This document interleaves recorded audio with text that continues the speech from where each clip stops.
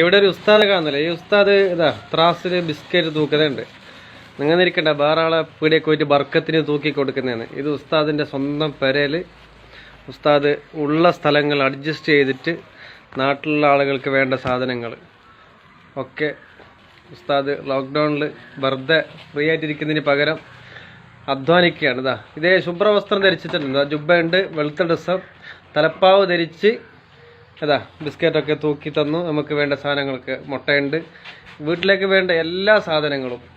ഇത് കർണാടകയിൽ നമ്മുടെ പുത്തൂർ മാടന്നൂർ എന്ന് പറയുന്ന ഒരു സ്ഥലത്തുള്ള ഒരു ഉസ്താദ്. അതിന്റെ പേരെന്താ സാർ? താജുദ്ദീൻ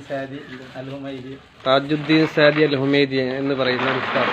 ഇങ്ങനെ ലോക്ക്ഡൌൺ സമയത്ത് ഒരുപാട് ഉസ്താദുമാർ നല്ല നല്ല അധ്വാനങ്ങൾ വീട്ടിലിരുന്നിട്ടും അല്ലാതെയും ഒരുപാട് അധ്വാനങ്ങൾ അധ്വാനിക്കുന്ന ആളുകളുണ്ട്.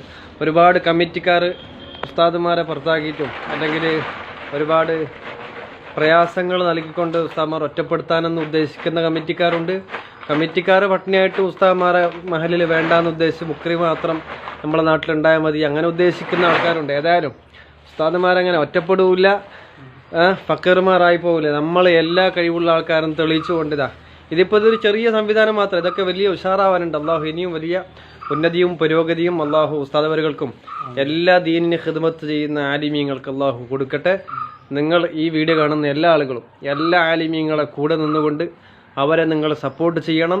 അവരാണ് നമ്മുടെ ആത്മീയമായ വളർച്ചയ്ക്കും നമ്മുടെ മക്കളെയും നമ്മൾ മരിച്ചാലടക്കം നമ്മുടെ പ്രവർത്തനങ്ങൾ മറ്റുള്ള എല്ലാ സേവനങ്ങൾ ചെയ്യേണ്ടത് അവരാണ്. അവർക്ക് എന്നും നമ്മൾ താങ്ങും തണലായി നിൽക്കണം. അള്ളാഹു തൗഫീഖ് നൽകി കൊടുക്കുമാറാവട്ടെ.